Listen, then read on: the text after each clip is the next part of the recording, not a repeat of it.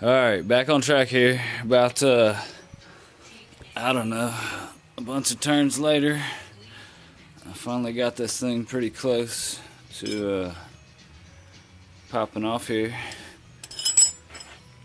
I'll probably put about 30 turns on each bolt. I don't know, we'll see.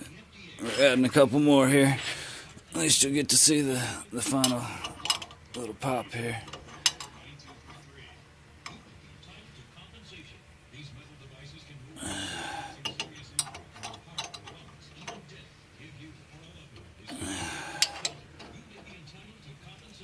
Maybe.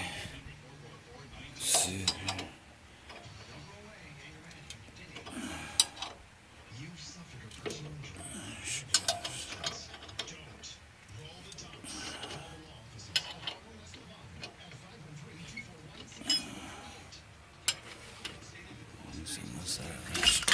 There she goes.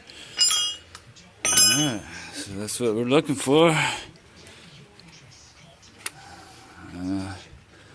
So you got all that rust and nonsense in there. You can beat on that all day. You'll be there all day too. I tried, I promise. Alright, so